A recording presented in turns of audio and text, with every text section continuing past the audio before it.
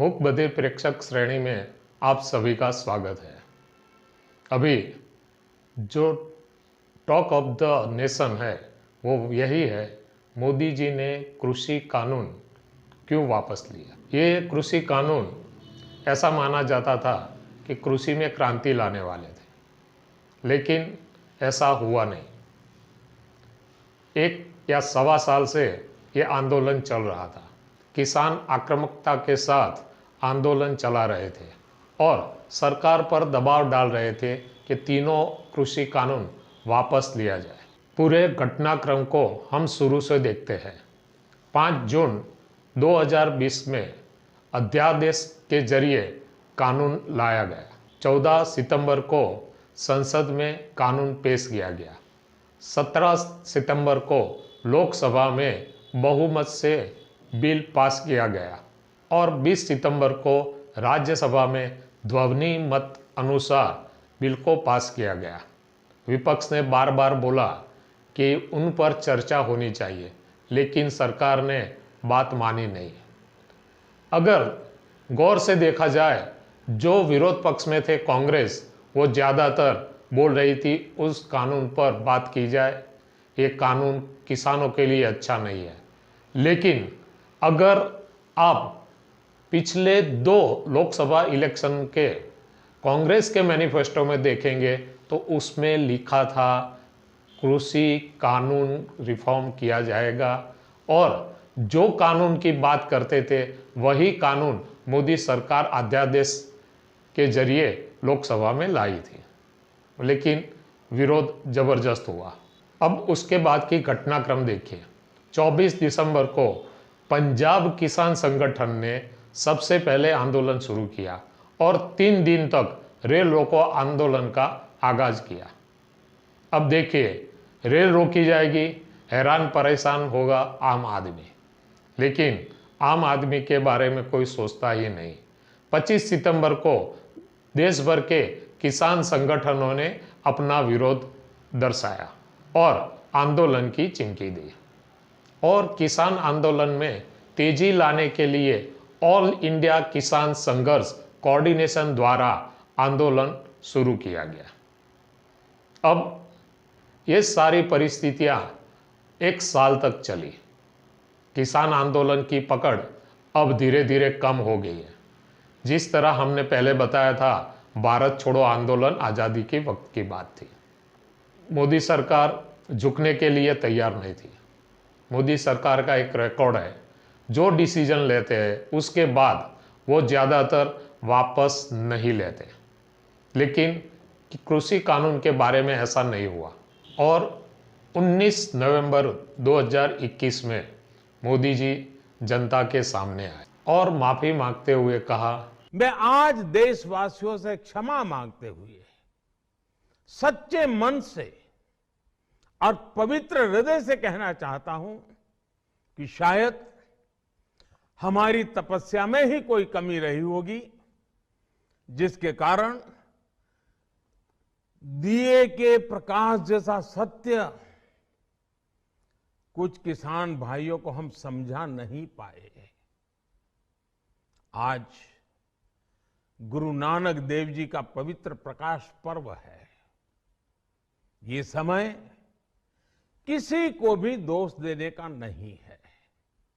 आज मैं आपको, पूरे देश को ये बताने आया हूं कि हमने 3 कृषि कानूनों को वापस लेने का, रिपील करने का निर्णय लिया है। जो किसान आंदोलन कर रहे थे उनकी जो मांग थी, इस हिसाब से तीनों कृषि कानून पारित कर दिया। लेकिन अब देखिए, किसान घर वापस जाने के लिए तैयार नहीं है। मोदी जी ने जो लोग आंदोलन करते हैं उनके लिए हर बार एक अलग अलग शब्द प्रयोग किया था। उन्होंने सबसे पहले आंदोलनकारी ऐसा शब्द इस्तेमाल किया था। दूसरी बार जब बात होती थी आंदोलन की, तब उन्होंने इस्तेमाल किया आंदोलनजीवी, और जब 19 नवंबर को जनता के सामने आए और माफ़ी मांगते हुए कहा, तीनों कृषि कानून सरकार पारित करती है। और आंदोलनरत, इस शब्द जरा गौर से सुनिए और उस पर विचार कीजिए। आंदोलनरत, जो लोग आंदोलन में मय थे उसकी बात कर रहे थे। उन्होंने कहा आंदोलनरत किसान अपने घर वापस जाए। लेकिन माफ़ी मांगने के बावजूद किसान संगठन घर वापस जाने के लिए तैयार नहीं है। हमने दिल्ली और पंजाब हरियाणा के किसान संगठनों से बात की और वहाँ जो मालूम हुआ वो इतना मालूम नहीं हुआ कि ऐसी कौन सी वजह थी कि मोदी सरकार इतने जल्दी, आंदोलन शुरू हुआ और इस टाइम की बात मैं नहीं कर रहा हूँ, अब ये आंदोलन का इम्पैक्ट इतना ज़्यादा नहीं था, उसी समय तीनों कृषि कानून वापस ले रहे हैं। लेकिन उसके बाद अलग अलग एजेंसियों से बात की, तब हमें मालूम हुआ कि मोदी सरकार ने जो तीनों कृषि कानून वापस लिए उसके पीछे 3 बहुत बड़ी वजह है। पहली वजह है पंजाब के भूतपूर्व सीएम अमरिंदर सिंह। उन्होंने जब गृह मंत्री अमित शाह से मुलाकात की थी तब उनके हाथों में एक फाइल थी।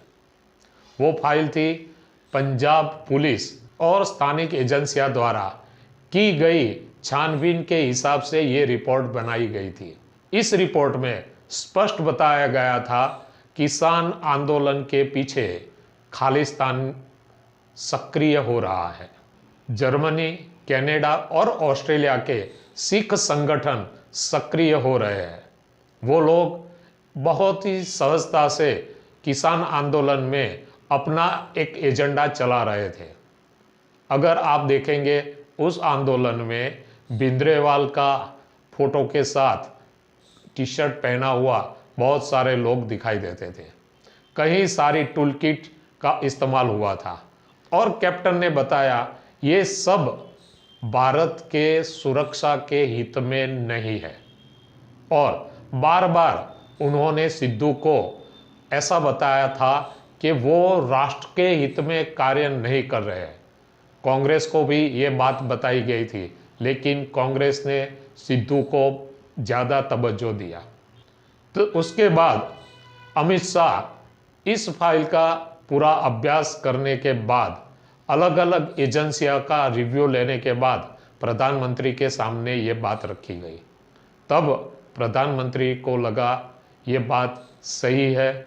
अगर ये सरकार राष्ट्र के हित में काम कर रही है तो कभी कभी 2 कदम वापस लेने में कोई हर्ज नहीं है। दूसरी वजह है हिंसा के बारे में।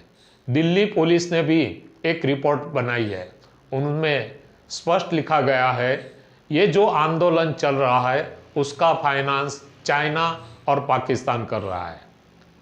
अरे अगर आप गौर से ये किसान आंदोलन को फॉलो करते हैं तो पता चलेगा किसान आंदोलन में बैठे किसान ड्राई फ्रूट खा रहे थे।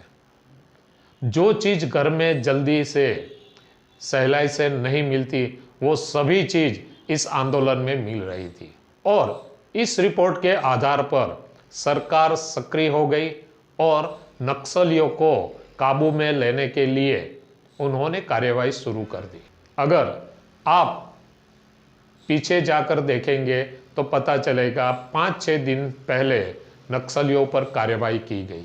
26 से 27 नक्सलियों को मार गिराया। गढ़चिरौली, छत्तीसगढ़, आंध्र प्रदेश, बंगाल सभी जगह नक्सलियों सक्रिय हो रहे हैं और सरकार को एंटी नेशनलिज्म में मानने वाले लोगों को सबक सिखाना बहुत ज़रूरी था। चाइना की परिस्थिति ऐसी नहीं है कि जहां बाहर की कोई कंपनियां ज़्यादा देर तक काम कर सके, प्रोडक्शन कर सके। तो चाइना में जो बड़ी बड़ी कंपनियां हैं वो विकल्प के तौर पर हिंदुस्तान को देख रहे थे, लेकिन चाइना को वो मंजूर नहीं है। इसीलिए चाइना इंटरनेशनल स्तर पर हिंदुस्तान को एक डिस्टर्ब कंट्री साबित करने के लिए तुले हुए हैं। इसलिए वो इंटरनेशनल लेवल पर ये बताना चाहते हैं कि हिंदुस्तान में हर रोज हर दिन एक नया आंदोलन शुरू होता है और सरकार इस आंदोलन को दबाने के लिए सरकार बिन लोकशाही तरीका अपनाती है। तो ऐसी इमेज इंटरनेशनल लेवल पर हो जाएगी तो दूसरी कंपनियां, जो बड़ी बड़ी कंपनियां चाइना को छोड़ना चाहती है या चाइना छोड़ चुके हैं, उसके लिए शायद हिंदुस्तान विकल्प के तौर पर न रहे। अब तीसरी और अहम कारण यह है कि सुप्रीम कोर्ट ने कहा था ये आंदोलन करने के लिए आप रास्ता नहीं रोक सकते। अगर आप आंदोलन करना चाहते हैं तो ऐसी जगह कीजिए जहां आम जनता को तकलीफ न हो। सरकार को भी आदेश दिया कि आंदोलनकारियों को वहां से हटाइए। सब लोग जो विरोध कर रहे थे वो चाहते थे मोदी सरकार फोर्स का इस्तेमाल कर रहे। चाइना और पाकिस्तान को पता था मोदी सरकार सुप्रीम कोर्ट ने जो आदेश दिया है उनका पालन करने के लिए किसान जो आंदोलन कर रहे थे उनको हटाने के लिए फोर्स का इस्तेमाल करेगी। लेकिन मोदी सरकार ने ऐसा नहीं किया। मोदी सरकार को लगा अगर मोदी सरकार ऐसा करती है तो इंटरनेशनल लेवल पर एक खराब मैसेज जाएगा। इसीलिए मोदी सरकार ने पीछे हटना मुनासिब समझा और उन्होंने लगा न रहेगा बांस तो न बजेगी बांसुरी। इस तर्ज पर काम कर कर उन्होंने तीनों कृषि कानून वापस लिए। अब जो आंदोलनकारी, आंदोलनजीवी और आंदोलनरत क्या करते हैं वो सबके लिए देखने का विषय है। धन्यवाद।